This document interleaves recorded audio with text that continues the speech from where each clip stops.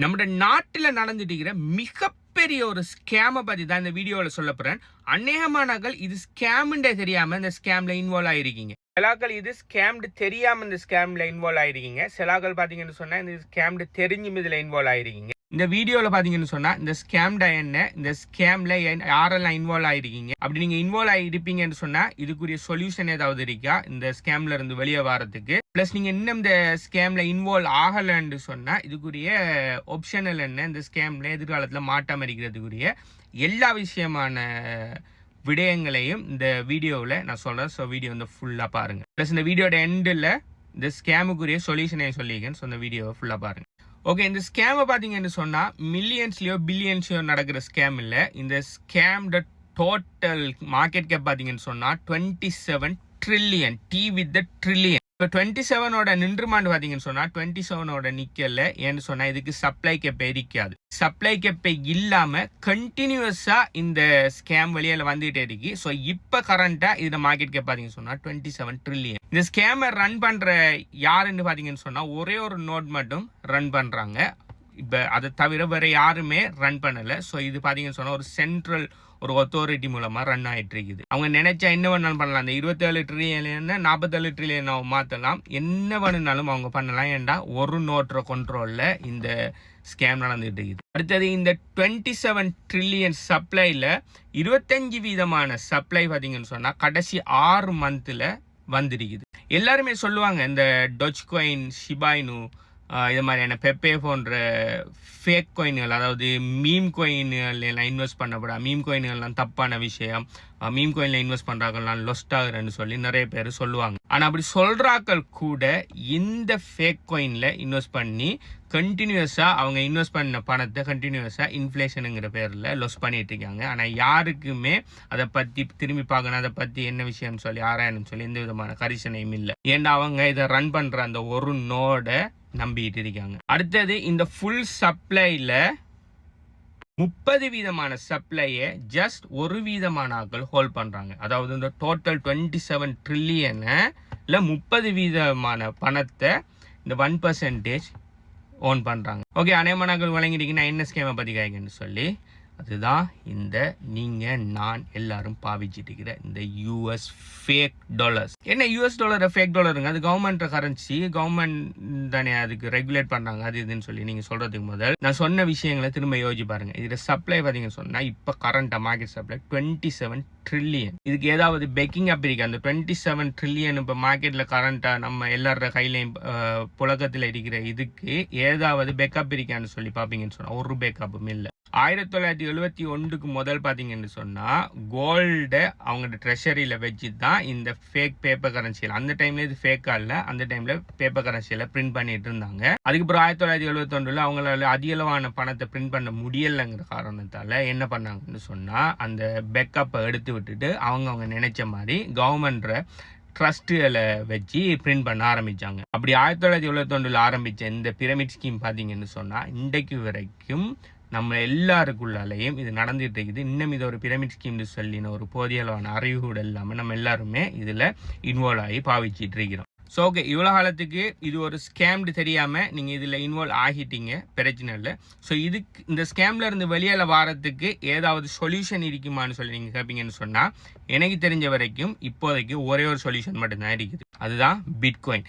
ஏன் இந்த fake US dollar ஸ்கேமுக்கு bitcoin மட்டும்தான் ஒரே ஒரு சொல்யூஷனுங்கிறதுக்கு நான் உங்களுக்கு எக்ஸாம்பிள் சொல்கிறேன். அதுக்கு பிறகு நீங்களே முடிவு எடுத்துக்கொள்ளுங்க. முதலாவது பார்த்தீங்கன்னு சொன்னால் எந்த விதமான சப்ளை கேப்புமே இல்லை. அவங்க நினைச்சா பிரிண்ட் பண்ணலாம். அவங்க இன்ஃப்ளேஷன் பட்ஜெட் மீட்டிங் கொண்டு போட்டு ஃபேக் மீட்டிங் கொண்டு போட்டு நாங்கள் இன்ஃப்ளேஷனை கண்ட்ரோலில் வச்சிருக்கேன்னு சொல்லி பஜ்ஜு பைய சொல்லி போட்டு அவங்க நினைச்சா என்ன செய்யலாம், கண்டினியூஸாக அவங்க பிரிண்ட் பண்ணி தரலாம். முதலாவது இன்ஃப்ளேஷன் என்னத்துக்கு வருதுடா, உங்கள்கிட்ட இருந்து என்னத்துக்குடா இன்ஃப்ளேஷன் ஒரு விஷயம் வருதுன்னு சொல்லி நம்ம யாருமே கொஸ்டின் கேட்குறல. அதனால தான் ஏதோ இன்ஃப்ளேஷன் டிஃபால்ட்டாக 2% இருக்கணும்னு சொல்லி அவனுக்கு கதை ஒன்று சொல்லி போட்டு அதுக்கேற்ற மாதிரி பிரிண்ட் அடிச்சு தள்ளுறானு. இன்ஃப்ளேஷன் 2% சொன்னால் அவனுக்கு 2% உழைப்பை கண்டினியூஸாக நம்மளுக்கு தெரியாமலே நம்மள்கிட்ட இருந்து சுரண்டிக்கிட்டு இருக்கானு. அது நம்மளுக்கு ஒருத்தருக்கு வழங்குறாள். இன்ஃப்ளேஷனுங்கிறது நல்ல ஒரு விஷயம் சொல்லி நம்ம முட்டாள்தனமாக யோசிச்சுட்டு இருக்கிறோம். இவனை கண்டினியூஸாக பிரிண்ட் அடித்து சப்ளையை இன்க்ரீஸ் பண்ணி போகிறதால டிமாண்ட் குறைஞ்சிட்டு போகுது. அதாவது இவங்களோட யூஎஸ்ல டிமாண்ட் குறைஞ்சிட்டு போகுது.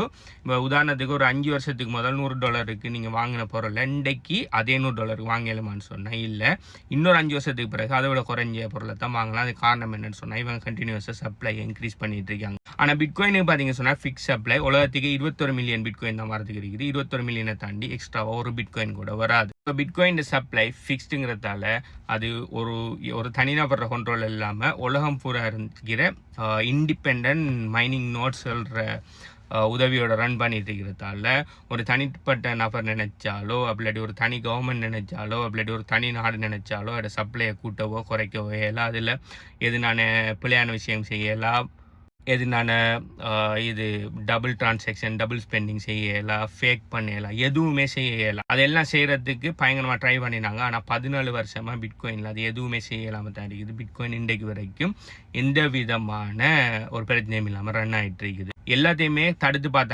பார்த்து பிட்காயினை தடுக்க முடியாதுன்னு தெரிஞ்சோடனே இப்போ என்ன பண்ணுறாங்கன்னு சொன்னால் அநேகமான கண்ட்ரிஸ் அதை அடாப்ட் பண்ணி கண்டினியூஸாக என்ன பண்ணுறாங்க, ரெகுலேட் பண்ணுறங்கிற பேரில் ரெகுலேட் பண்ணுறாங்க, டெக்ஸ் போடுறாங்க. இனி அது எல்லாத்தையுமே செய்ய ஆரம்பிக்காங்க. ஏன்னா அதை தடுத்து பார்த்தாங்க, தடுக்க முடியலை. அப்போ இப்போ ரெகுலேட் பண்ணி அதுலேருந்து நம்ம குளிர் காய்வம்னு சொல்லிப்படி இப்போ வந்திருக்காங்க. அடுத்து நான் ஆல்ரெடி சொன்ன மாதிரி 30 வீதமான டோட்டல் சப்ளை பார்த்தீங்கன்னு சொன்னால் 2020 அதோ கோவிட் பிரச்சனை பிறகு கிரியேட் பண்ணி பயங்கரமாக இன்ஃப்ளேஷனை கூட்டி வச்சிருக்கிறாங்க. ஆனால் பிட்காயினில் பார்த்தீங்கன்னு சொன்னால் இப்படி இவங்க நினைச்ச மாதிரி சப்ளையெல்லாம் கூட்ட முடியாது. உலகத்துக்கு வர பிட்காயினில் கிட்டத்தட்ட 95 விதமான பிட்காயின் ஆல்ரெடி வந்துட்டு இன்னும் 5 விதமான பிட்காயின் தான் இன்னும் ஒரு 114 வருஷத்துக்கிட்ட வாரத்துக்கு இருக்குது. ஸோ இதுக்கு பிறகு புதுசாக வாராக்கள் ஆல்ரெடி மார்க்கெட் சப்ளையில் இருக்கிற உள்ளுக்கு வந்திருக்கிற பிட்காயினோட தான் வாங்கணும் விற்கணும். ப்ளஸ் எதிர்காலத்தில் வாரத்துக்குன்னு சொல்லி அவங்க எதிர்பார்க்குறது ஒன்லி 5%, அதுவும் 21 மில்லியனோட 5%, which is not even 1 million bitcoin தான் உலகத்துக்கே வாரத்துக்கு இருக்குது. ஆல்மோஸ்ட் 20 மில்லியன் ஆல்ரெடி வந்துட்டு. இப்போ பார்த்தீங்கன்னு சொன்னால் சப்ளை கிட்டத்தட்ட இப்படி ஃபிக்ஸ்டாக இருக்கிறதால சப்ளை கூடாமல் இருக்கிறதால நம்மளோட வெல்த் நம்ம பிட்காயினில் வைக்கக்குள்ள அது ப்ரொடெக்ட் பண்ணப்படும். நீங்கள் ஃபேக் பேப்பர் கரன்சியலான இந்த ஸ்கேமில் வைக்கக்குள்ள நம்மளோட வெல்த் சுரண்டப்படும். அடுத்தது இந்த யூஎஸ் டாலர்ஸ் அடுத்து நம்ம பார்க்கிட்டோம்னா யூஎஸ் டாலரை காமனாக சொல்கிறாங்க. யூஎஸ் டாலர் மட்டும் இல்லை, யூஎஸ் டாலர் மாதிரி எல்லா நாடுகளுக்கும் அவங்களோட ஃபேக் பேப்பர் கரன்சியில் வச்சிருக்காங்க. ஸோ இது எல்லாமே யார் கண்ட்ரோல் பண்ணுவாங்கன்னு சொன்னால் அந்த நாட்டு கவர்மெண்ட்டும் அந்த நாட்டு பேங்க்ஸுகளும் கண்ட்ரோல் பண்ணுவாங்க. இந்த கவர்மெண்ட்டை ஏதோ நீங்கள் தான் எலெக்ட் பண்ணி எடுத்திருந்தாலும் அந்த பேங்கர்ஸை நீங்கள் எலெக்ட் பண்ணி எடுக்கல. ஸோ மக்களுக்காக அவங்க பிரதிநிதியான்னு கேட்டால் இல்லை, அன்எலெக்டட் பேங்கர்ஸ் இந்த ஃபேக் பேப்பர் கரன்சியில் இந்த பிரமிட் ஸ்கீமை கண்ட்ரோல் பண்ணிட்டு இருக்காங்க. ஆனால் பிட்காயினை யார் கண்ட்ரோல் பண்ணணும்னு சொன்னால் யாருமே ஒரு சென்ட்ரல் அத்தாரிட்டி கண்ட்ரோல் பண்ணலை. உங்களை என்னை மாதிரி சாதாரண பிட்காயின் நோட் ரன்னர்ஸ் அண்ட் மைனர்ஸோட கண்ட்ரோல் பண்ணப்பட்டு இருக்குது.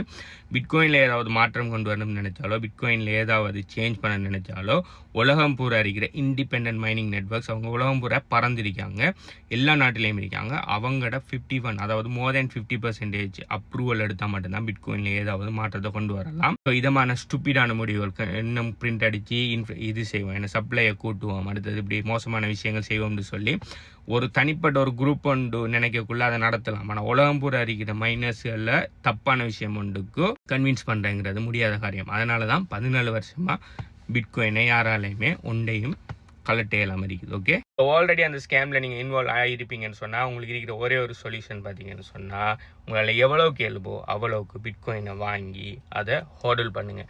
இன்றைக்கு வாங்கி நாளை விற்கணுங்கிற அந்த ஃபேக் ட்ரேடிங் மைண்ட் செட்டில் போகாமல் கேம்பிளிங் மைண்ட் செட்டில் போகாமல் எவ்வளோக்கு எவ்வளோ பிட்காயினை டிசிஎம் முறையில் அக்யூமுலேட் பண்ணுங்கள். நீங்கள் முழு பிட்காயினை தான் வாங்கன்னு சொல்லி எந்த விஷயம் இல்லை. உங்களுக்கு எவ்வளோ இருக்குது, ஒரு 5000 இருக்குது 10,000 இருக்குன்னு சொன்னால் அதுக்கே நீங்கள் பிட்காயின் வாங்கலாம். உங்களுக்கு 0.00 சம்திங் கிடைக்கும். நாளைக்கு இந்த ஃபேக் கரன்சியெல்லாம் நாளைக்கு பபுள் ஆகி இல்லாமல் போகக்குள்ள உங்களை இருக்கிற பிட்காயின் தான் உங்களை காப்பாற்று. இதை பற்றி நீங்கள் என்ன நினைக்கிறீங்கிறத கீழே கமெண்ட் பண்ணுங்கள். ப்ளஸ் இந்த பிட்காயின் கிரிப்டோ கரன்சி சம்மந்தமாக பேசிக்கில் இருந்து 100% ஃப்ரீயாக படிக்கணும்னு சொல்லி நினைப்பீங்கன்னு சொன்னால் HBU கம்யூனிட்டியில் எல்லாத்தையுமே ஃப்ரீயாக படித்து கொடுத்துருக்கிறேன். அது சம்மந்தமான மேலே டீட்டெயில்ஸ் வேணும்னு சொன்னால் இந்த வீடியோ பார்த்துட்டு டைம் இந்த வீடியோ எத்தனை லைக் இருக்கிறத கீழே கமெண்ட் பண்ணுங்கள். சம்மந்தமான மேலே டீட்டெயில்ஸ் தான். பை.